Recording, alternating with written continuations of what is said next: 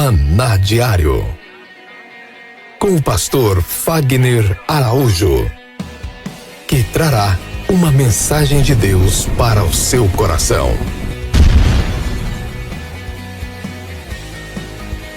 Que a graça e a paz do nosso Senhor e Salvador Jesus Cristo esteja sobre a sua vida, hoje e para sempre.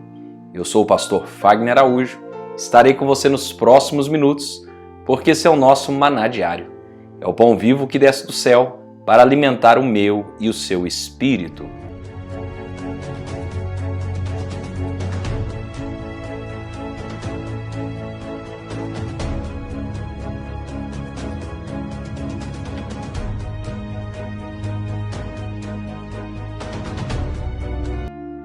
Meus amados irmãos, e no Maná Diário dessa manhã, daremos continuidade à nossa série de mensagens sobre inteligência emocional. Estamos falando sobre o apóstolo Pedro e hoje estaremos lendo no capítulo 16 de Mateus, versículo 13, que diz o seguinte: Indo Jesus para os lados de Cesareia de Filipe, perguntou aos seus discípulos: Quem diz ser o Filho do Homem? E eles responderam: Uns dizem João Batista, outros Elias, outros Jeremias ou alguns dos profetas. Mas vós, continuou ele, quem dizeis que eu sou? Respondendo Simão Pedro, disse: Tu és o Cristo, o Filho do Deus vivo. Então Jesus lhe afirmou: Bem-aventurado és, Simão Bar-Jonas, porque não foi carne e sangue que te revelaram, mas meu Pai que está no céu. Também eu te digo que tu és Pedro, e sobre essa pedra edificarei a minha igreja, e as portas do inferno não prevalecerão contra ela. Dar-te-ei as chaves do reino do céu, e o que ligar na terra terá sido ligado nos céus, e o que desligar na terra terá sido desligado nos céus. Então, advertiu os discípulos de que a ninguém dissessem ser ele o Cristo. Glória a Deus. Meus amados irmãos, nesse processo de crescimento dos discípulos, e propriamente falando sobre Pedro, nesse processo de crescimento de Pedro, eles estavam em uma das suas jornadas, como de costume, andando, pregando o Evangelho e recebendo instrução de Jesus, e eles chegaram para os lados de Cesareia de Filipe. Essa Cesareia de Filipe era uma das dominâncias do Império Romano, onde Filipe era o governador. E Jesus faz uma pergunta: quem o povo diz ser o Filho do Homem? Quem que as pessoas estão dizendo que eu sou? Qual que é o burburinho que saiu em Jerusalém, em Israel? Qual é o assunto do dia? Eles afirmam que eu sou quem, afinal de contas? E os discípulos começaram a dizer, uns falam que o Senhor é João Batista, João Batista já havia sido degolado nesse momento. Outros dizem que o Senhor é Elias, outros dizem que o Senhor é Jeremias ou alguns dos profetas. Você percebe assim que a mentalidade de quem era Cristo para eles era das mais loucas possíveis. Primeiro, para ser João Batista, com certeza houve uma reencarnação. Para ser Elias, não dá nem para saber como que seria, porque Elias subiu vivo aos céus. Para ser Jeremias, ou alguns dos profetas do passado, que foram assassinados ou morreram em terra estranha, ou até mesmo não foram mártires, mas partiram para a eternidade, com certeza aconteceria a questão da reencarnação. E nós sabemos, está escrito em Hebreus 9:27, e assim aos homens está ordenado morrer uma só vez, vindo depois disso o juízo. Então não existe essa de morrer, nascer de novo, ter a oportunidade de desenvolver até se transformar em um espírito de luz. Isso é papo furado, biblicamente falando, não é correto. E aí Jesus aperta mais um pouco a pergunta, no versículo 15, mas vós, continuou ele, quem dizeis que eu sou? Ele diz, pois é, então as pessoas estão dizendo que eu sou João Batista, que eu sou Elias, que eu sou Jeremias, ou alguns dos profetas, e vocês, quem vocês dizem que eu sou? Lógico que a pergunta, ela era uma pergunta muito séria, Primeiro, que eles estavam numa área de dominância do Império Romano. E você atribuir o senhorio a qualquer outra pessoa que não fosse César era o mesmo que colocar a sua cabeça para ser cortada. Dá para você ter noção da seriedade dessa pergunta? Jesus estava perguntando para os discípulos: quem vocês acham que eu sou? E eu tenho certeza que essa pergunta vem para mim e para você nessa hora. Não sei quando você vai ver esse vídeo, mas o Senhor pergunta para você: quem é Cristo para você? Quem é Jesus para você? Imediatamente, o apóstolo Pedro, espontâneo, sanguíneo, seu temperamento explosivo, ele se manifesta e ele diz o seguinte: tu és o Cristo, o Filho do Deus vivo. Glória a Deus! Eu fico imaginando os outros discípulos emudecidos e de repente surge Pedro com uma palavra revelada e diz: tu és o Cristo, o Filho do Deus vivo que havia de vir. Você sabe o que é isso, querido? Dizer que ele era o Cristo, dizer que ele era o Filho de Deus, era o mesmo que se comprometer a ser crucificado. Era o mesmo que colocar sua cabeça para ser cortada. Então a coragem e intrepidez de Pedro fez toda a diferença. O que nós vemos hoje em dia? As pessoas não têm tido coragem de ser testemunhas verdadeiras de Jesus. Nós percebemos uma conversa mole, muito polida, politicamente correta, diante de tantas coisas, mas as pessoas têm negado Jesus todos os dias. Porque se falar de maneira coerente com a realidade, muitas vezes vai ser perseguido. E a maioria de nós não queremos ser perseguidos. Nós não queremos ser mal interpretados. Mas eu quero te dizer uma coisa. Jesus ele disse o seguinte, que aquele que quiser seguir a ele deve primeiro negar a si mesmo, tomar a sua cruz e segui-lo. E ainda mais, ele disse que se perseguiram o dono da casa, quanto mais perseguirão os seus servos. Você acha, meu querido, que você não vai sofrer perseguição? No próprio Sermão da Montanha, Jesus disse: bem-aventurados os que são perseguidos por causa da justiça, porque deles é o reino de Deus. Porque assim perseguiram os profetas que viveram antes de vós. E está escrito lá em Lucas que ai daqueles que são louvados diante dos homens, daqueles que são elogiados o tempo todo diante dos homens. Por quê? Porque assim procederam os vossos pais com os falsos profetas. Então não adianta você imaginar que as pessoas vão te aplaudir o tempo inteiro. Não. Vai ter hora que você vai ser criticado, você vai ser perseguido, você vai enfrentar diversas coisas. Mas se você está falando a coisa certa, não arrede o pé, permaneça firme. Pedro olhou para Jesus e disse: tu és o Cristo, o Filho do Deus vivo que havia de vir. E a palavra do Senhor diz: então Jesus lhe afirmou: bem-aventurado és Simão Barjonas. Simão, percebemos que Jesus traz para ele a sua genealogia, a sua natureza terrena. Ele diz: tu és Simão, filho de Jonas. Você é bem-aventurado, você é mais que feliz, porque não foi carne e sangue que te revelaram.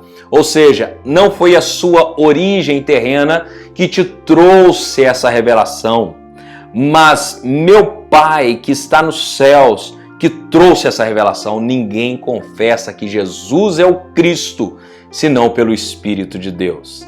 E ali o Senhor muda a história de Pedro. A palavra do Senhor nos diz assim: também eu te digo que tu és Pedro, e sobre essa pedra edificarei a minha igreja, e as portas do inferno não prevalecerão contra ela. Glória a Deus! Agora ele muda o nome de Simão. Ele muda o nome de Simão para Pedro. Pedro, no grego, é Petros, que significa pedrinha, pedra, fragmento de pedra. E Jesus disse: também te digo que tu és Petros, e sobre essa pedra, que é Petra, que é rocha, edificarei a minha igreja. Jesus está dizendo: você é uma pedrinha. Você é um tijolo nessa construção. Eu sou a rocha de sustentação. Sobre essa rocha que sou eu levantarei a minha igreja, e as portas do inferno não prevalecerão contra ela. Eu tenho certeza que Jesus estava dizendo aquilo para todo o sistema político e econômico da época. Jesus estava dizendo aquilo para o império das trevas. Jesus estava dizendo aquilo para o inferno ouvir, porque existia uma dominância maligna naquele momento. E ele disse: também te digo que tu és Petros. Você é uma pedrinha, você é um tijolo nessa construção. E sobre essa pedra, sobre essa Petra que sou eu, essa rocha inabalável, edificarei a minha igreja, e as portas do inferno não prevalecerão contra ela. Eu vou te dar as chaves do reino do céu. O que vocês ligar na terra será ligado do céu. O que desligar na terra será desligado do céu. Dá para você ter noção da autoridade da igreja? Dá para você ter noção da importância da igreja? Em um momento onde as pessoas querem provar por A mais B que igreja não deve funcionar, que não podemos congregar. Irmãos, quando eu digo igreja, eu não estou falando nem do prédio. Eu estou dizendo de gente que se reúne com um só propósito de oração, de busca, de realmente um clamor ao Senhor, de uma entrega total, de arrependimento. Na primeira onda que nós tivemos dessa pandemia, eu imaginei que haveria uma comoção muito grande, um arrependimento muito grande. Eu vou dizer para vocês, eu decepcionei. Infelizmente percebi que isso não aconteceu. As pessoas ficaram completamente insensíveis, endurecidas cada vez mais. Queridos, eu tenho certeza que as coisas só vão mudar para as nossas vidas no dia que houver um arrependimento verdadeiro, um arrependimento genuíno. E a igreja, ela precisa ser igreja. Ela precisa ser igreja de Jesus que marcha contra as portas do inferno. E as portas do inferno não vão prevalecer. O Senhor nos deu autoridade para isso. E a palavra do Senhor diz que o Senhor o advertiu severamente para que a ninguém eles dissessem que ele era o Cristo. Glória a Deus. Nós estamos falando de um Pedro, um homem que era simples pescador, que investia a sua vida no ramo de pesca. E o Senhor disse para ele: eu vou fazer de você pescador de homens. Deu para você ter noção, nas ministrações até agora, a escala de projeção, de crescimento de Pedro? Pedro agora tem o seu nome completamente transformado. Ele agora recebe uma autoridade por causa de uma revelação tremenda que ele teve. Tu és o Cristo, o Filho de Deus, aquele que havia de vir. E o Senhor olha para ele e diz: então a partir de agora você não é mais Simão Barjonas, você é Pedro, e sobre essa pedra você é Petros, e sobre esta Petra estabelecerei a minha igreja, e as portas do inferno não prevalecerão contra ela. Eu vou entregar para vocês a autoridade. O que vocês ligar na terra será ligado no céu. O que vocês desligar na terra será desligado no céu. Está na hora de nós começarmos a ordenar que essa praga seja desligada em nome de Jesus. A igreja de Jesus tem autoridade para isso. Mas nós precisamos estar em unidade, precisamos ter o mesmo pensamento. Você sabe o que Satanás deseja? Satanás deseja dividir a sua mente, Satanás deseja dividir o seu entendimento, porque a divisão é onde o inimigo trabalha. Primeiro ele dividiu o céu, depois ele dividiu o jardim do Éden, e depois você percebe também entre os discípulos ele trazendo uma certa divisão através da traição de Judas. Imagine, Lúcifer tinha o melhor pastor que qualquer pessoa poderia ter e ainda não estava bom. Adão tinha o melhor pastor que qualquer pessoa poderia ter e também não estava bom. Judas Iscariotes também teve o melhor pastor que qualquer pessoa poderia ter, mas também não estava bom. Você sabe por quê? Porque esse espírito de arrogância tomou conta do coração dele. Em nome de Jesus, não permita que Satanás venha dividir a sua mente, venha dividir o seu coração, mas que possamos estar firmados na rocha que é o Senhor, marchando contra o império das trevas. Eu quero orar com você nessa hora, abençoando a sua vida, abençoando a tua casa, a tua família, em nome de Jesus. Neste momento, vamos unir a nossa fé. Vamos falar com aquele que tem o poder de nos abençoar, porque Ele é Deus. É momento de oração.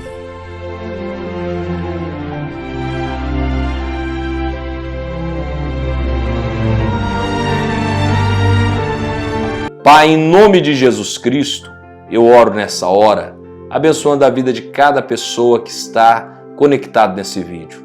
Senhor, eu peço ao Senhor que o Senhor traga para cada uma dessas vidas intrepidez, coragem para fazer como Pedro fez, mesmo ali em um local completamente perigoso, de trazer uma afirmação como essa, mas ainda assim, meu Deus, ele assumiu a posição, ele teve a coragem, ele teve a ousadia e disse: Tu és o Cristo, o Filho do Deus vivo que havia de vir. E o Senhor ali transforma a vida de Pedro. Senhor, o Senhor há de transformar a nossa vida, o Senhor há de transformar a nossa mente, o nosso coração.